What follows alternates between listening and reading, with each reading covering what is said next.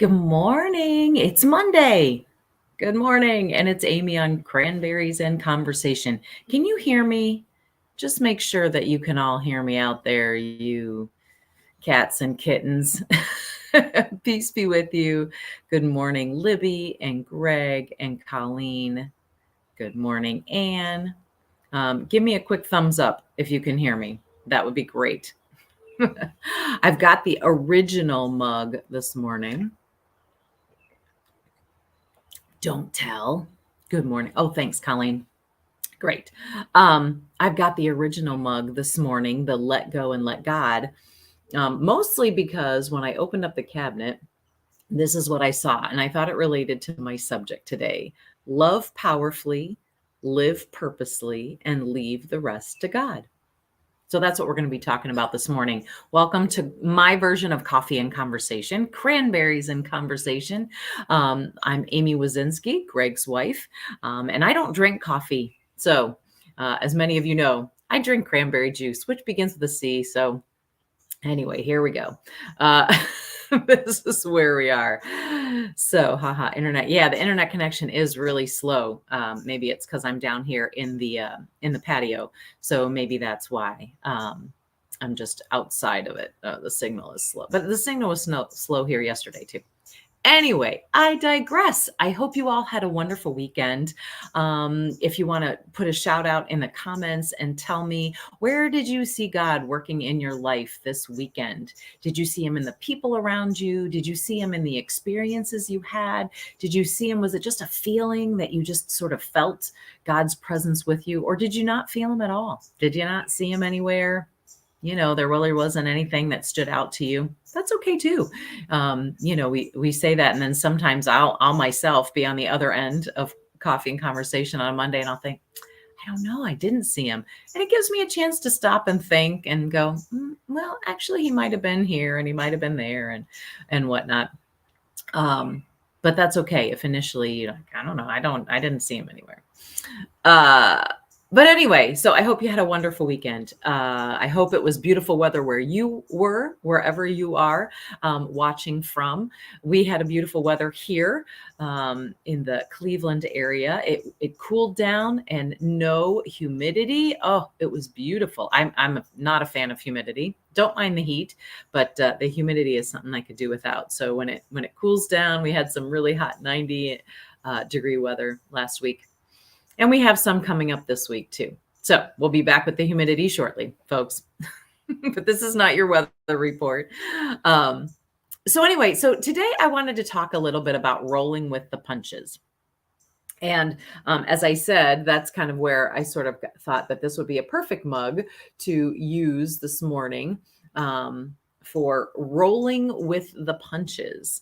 Greg and I were talking about that yesterday, and our son was did a bachelor party in California, and as many people have had this experience lately, at the very last minute, his flight got canceled. Big surprise, right? Because that's how seems like life is now. Events get canceled, things get canceled, and flights are being canceled left and right, and you just have to roll with the punches, which is kind of where it was kind of it wasn't funny, but it's always funny how timing works, right? And the timing was, of course, time difference, being in California, the call comes at 11 o'clock at night. Oh, hey, my flight's canceled. He's never flown really by himself before, so doesn't really know how to manage a maneuver, something like that. So was calling for some advice from his dad, ironically on Father's Day, but thank goodness we have our dad, Greg, to help us and lead us, because he does great with things like that. He's good with rolling with the punches. So anyway, so it was just, watching him walk through all of that and having to kind of pivot and go, okay, so I can't leave now, but here, just like, what are the options? You got to lay it out. What are the options? What are my choices? And then try to pick, narrow it down to the best one for the situation, and then go with it, and then just kind of accept that this is the way it's going to be. It's not going to be the way I wanted it. It's not going to be the way I expected it. But that my shift of a mindset to go, okay, this is the new thing. The new way it's going to be, the new path. And we were talking about it, and I read an article about, um, you know, how rolling with the punches can, learning to roll with the punches can help us live a simpler life. And I think that's really true. And I think that really all relates back to, um, building that trust that when you need to roll with the punches, when those things happen, when illness happens, when death of a loved one happens, when your schedule in the day changes because something happens at work or on vacation. Things happen on vacation all the time, not just canceled flights, but errors in hotels and things like that. Reservations get canceled and all this kind of stuff. So but how learning how to trust that when those things happen, that it's okay. What are the steps to get to the point that it's okay? The initial whatever it is that's changing is a little jarring, sometimes a lot jarring. But, what are those things that we can do? Because when we learn to sort of adapt relatively quickly, then I think it can lead to a little less anxiety and just maybe that sort of simpler life that when the next punch comes, it's going to get a little easier. It's not going to be as difficult. Um, so uh, I was reading this article, and I really love. She told a story to sort of illustrate that sort of eventually letting go and trusting. Um, uh, and I have one sort of that I think will illustrate this a little bit. But when I was a nanny, there were the two kids. One of them had a binky, the pacifier. Everybody has a different name for it, right? But she was getting older. I think she was 5, I want to say, and still using this pacifier.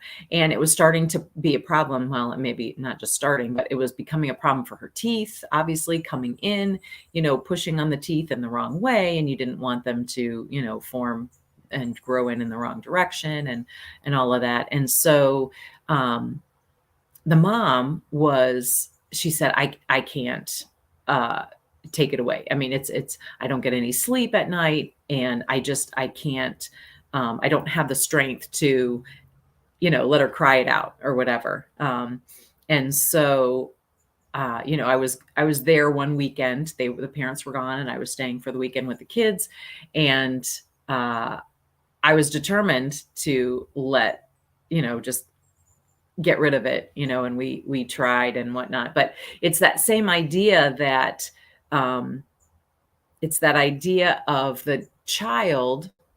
I almost had her broken of it, but anyway, it's the same idea that you let them cry it out. Like, it's okay. It will be a long few days to let them cry it out, cry it out, cry it out. But each day will get a little bit easier, a little bit less. And I'm sure you all probably have examples of that.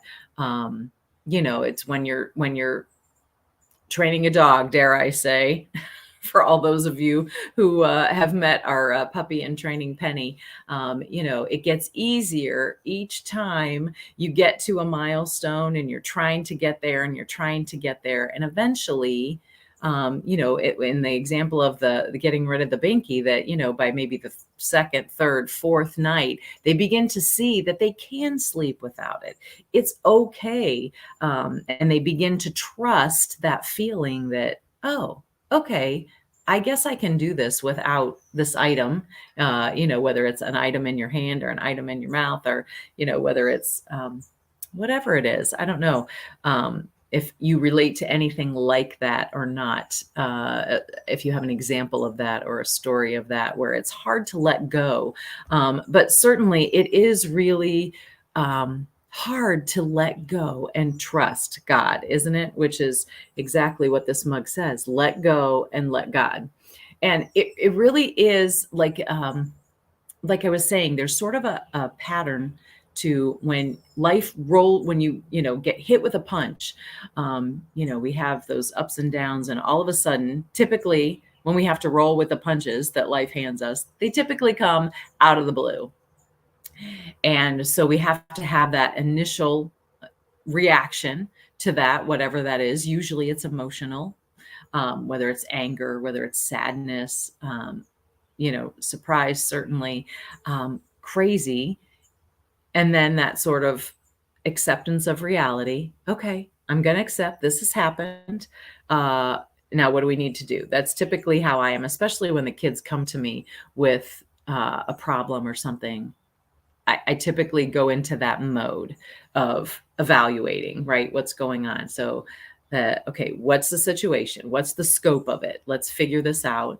And then we narrow it down. Okay, well, so what are the things that we can do about this? Um, we could do X, we could do Y, we could do Z. And that's really about it. Do I like any of the options? Probably not, because in our mind, we're still, you know, with this one option that we were planning on, or, you know, with something that we have, you know, and then we have to figure out how to move forward. So what are the choices that we have? We may not like any of them, but we have to pick one. I always say, the lesser of all the evils. Let's just pick which one is the, you know, path of least resistance.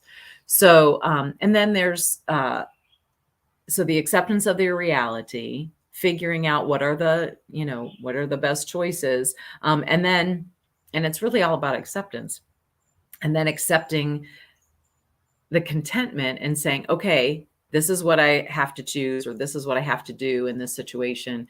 And then now what I need to do is sit back and go, okay, this is what it is. And that may take time to process that and accept that, accept what we need to be content in, even though we're not very content to the beginning. But we have to trust that you know, that God has our back. God has a hand in whatever is going on, or in helping us to process and helping us to, hopefully grow. A lot of times we grow in adversity, and that's usually those things. But um, yeah, it's a process, and I think that as we learn what is that process, we need to evaluate the situation. Kind of, you know, when an emergency happens, you have to evaluate what's the situation, what can we do about it, what's the, you know, quickest or easiest way to solve this problem, and then, you know, take a breath and accept whatever, you know, whatever is happening. So anyway, I don't know if I don't know if you can relate to any of that, but I really feel like it does get easier. Um, the punches don't necessarily get easier. The punches can get harder and harder, and the punches can sometimes come really fast. And I know sometimes I have found myself, when you get, I don't know, like in a work day, for instance, sometimes when getting ready for an event at work, and you know, it's like the day before, right? You're down to the last minute, and you've got things coming at you, and there's problems, and you're trying to problem solve and adjust and all of that. Sometimes when they come really fast and you're like, really, another issue, another roadblock, sometimes I laugh. I just stop and I laugh, and I go, you know what? I just have to laugh, because what can I do? Um, I'm sure Millie's raising her hand. I think I mean, she can relate. I think I'm sure most of you have heard the Serenity Prayer, and it's I think really appropriate here. God, grant me the serenity to accept the things I cannot change. So those punches that come, I can't change them. The courage to change the things that I can. So what can I do? How can I figure this out? What are the, you know, even if they're all undesirable, what's the least undesirable? And the wisdom to know the difference, the things that I can't change, but the things that I can change, I can do something about. And then that hopefully makes us feel better that we can do something about something. But I thought that that serenity prayer that we've all heard so many times, and who is that by? I don't have his name right off the top of my head, but his name is right here. Reinhold, he's a theologian. Reinhold Niebuhr wrote that serenity prayer, and it is so true. And so sometimes we're like, oh yeah, I know the serenity prayer. But I think it's something to remember in our process. Maybe it would help us in our process when life, gives us a punch and changes things on us, whether it's, as I said, in our day, if it's an illness, a diagnosed illness that comes out of the blue, even just, a change in your maps when you're driving a long distance and all of a sudden there's construction that you didn't know was there, and that's going to slow you down. And so maps finds another way, right? And so they take you on a different journey. It might take you a little longer to get there, but you're still going to get there. And I think that's how I like to look at it. So I hope that you all can relate to that in some way. I think faith is definitely the foundation that we need to help us in that, to help us get to that acceptance point quicker. If we learn to trust that God has it, we don't understand what in the world is happening, but there is sometimes no explanation for things that we here on earth. We will someday, I believe, go to heaven and find out those explanations that we need. Cindy says, having that firm foundation has helped me a lot when the punches come, and it usually is punches more than one at a time. True. Almost as if I'm on automatic pilot. And that's true. Sometimes that helps us get through in some of these emergency situations, right? They feel like emergencies, they come up quickly. And we have that. Boy, I say that a lot for sure. We always say the serenity prayer before a staff meeting. It really helps. That is true. It really does. The serenity. Oh, here we go. I knew Millie would have her wisdom to share with us. Oh, good.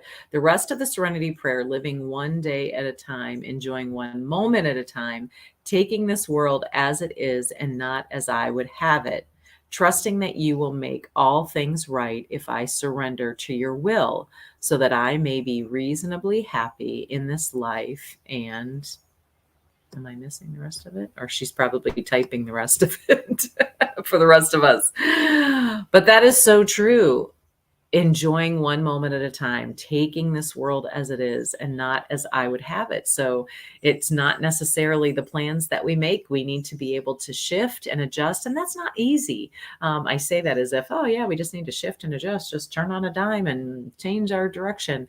But that's not always easy when our mindset has been one way and one thing, or someone has been in our life our whole lives, and then we lose them, whether it's suddenly, tragically, whatever happens, or an illness comes. It takes a while to change our thinking. So I hope that you all this week will maybe think a little bit more about what is your process when the punches roll in. What is your process for adjusting and changing? Do you have a process? Have you even thought of it? Maybe you do and you don't even realize it. So, but think about that. This way we're ready when the next punch comes in. You can even write it down so that you can go to it. Because a lot of times when we have those emergency situations, we don't think about it. We don't, we're like, what do I do? Oh no. But if you have it written down somewhere, put it in your phone, whatever. What's the first thing I need to do? What is that? Assess the situation, right? What are my options? And then follow your plan that you've set. Plan now while there's not, if there's hopefully not something happening in your life at the moment. Plan now, and then go back to that at a time when you need it. So There you go. That's my having that foundation, like Cindy said, is huge. That's true. Libby says the past 2 years have taught us all that we aren't really in control, but how can we roll with each punch? Exactly, Libby. That's true. Pandemic, perfect situation. And now life is about adjusting all the time, right? Canceling things because people are sick, canceling things because there's not enough workers, canceling things because we can't get the supplies that we need. We just have to roll with it, and we have to always have plan A and plan B now, it seems like, at the very beginning, because that's just right now, life is that way. You're absolutely right. Yeah, no shoulda, woulda, coulda. That's right. Let's be prepared, people. That's what we're talking about today on my version of Coffee and Conversation, Cranberries and Conversation. Mm. Let's be prepared, folks. So when the next punch rolls in, we can go to our plan of action and do that. And I know it's not easy. And please, if you ever need help with dealing with your punches, we are here at Faith in Real Life, and our Coffee and Conversation family is here as well. Let's lean on each other to help us through some of those punches that come. And when they're coming fast and furious, we need to rely on each other. It's okay to reach out for some support. And that's what our Faith in Real Life community has, I feel like, become in these last several years for all of us. So with that, let's go ahead and pray, and we will get you on your way. All right. Heavenly Father, we thank you so much for this time together this morning. Thank you for the beauty in the outdoors that we are all beginning to enjoy in this season of summer as we move into the warmer days. And please just let us be grateful for those things and help us in those times in our lives when the punches come and we're not quite ready. Help us this week maybe to plan for what we will do when those punches come, and so that we can turn to you and rely on you, and trust that you are walking with us each step of the way. Thank you for your love, for your grace, and for those people you put in our paths when punches come. Amen. So there you go, folks. I hope you have a great week. Have a wonderful day, and we will see. Oh, wait, before I go, I don't even need production for this. I brought it down myself, hot off the presses. We have the invitation for our fundraiser for the Faith and Real Life fundraiser. It is a celebration of all seasons, all those celebrations we missed over the last 2 years. In each season, there's a different celebration: Easter, Christmas, Thanksgiving, 4th of July, birthdays, anniversaries, even what was the other one? Oh yeah, St. Patrick's Day. No, I was singling that one out. But anyway, here we go. So we would love to have you here. It's July 23rd. Mark your calendars. We would love to have you here and celebrate all the seasons we missed with us. There's a lot going on. We even have a concert to end the evening, and we are so honored to have John and Gotti with us. He was here last year, unfortunately, when we had to reschedule our open house weekend. So he is back this year for a concert, especially for us, and we are so excited to have him as our guest. So please, please, please mark your calendar, bring a friend. You will have a lot of fun. It's here at the Trilogy property. So if you haven't been out here, you'll get an opportunity to walk the grounds, have some fun, playing some games, listen to great music. We have 2 honorees this year. So I am really excited about that. We have 2 honorees for our Volunteer of the Year and our Service Award. Marty Willard and Rob Schlancer. We are so grateful for the 2 of you and your work in the ministry this year. So they are being honored. So please join us. We are so excited about all we have to share with you that weekend of July 23rd. So mark your calendars, and we will see you again tomorrow with, oh my gosh, I was going to say with Lily. So not even with Carrie and her Tea Talk Tuesday. Okay. Take care. I'm getting punchy. Have a great week. Have a great day, and we'll see you soon. Bye, friends. Oh, I got to get to my video. Here we go.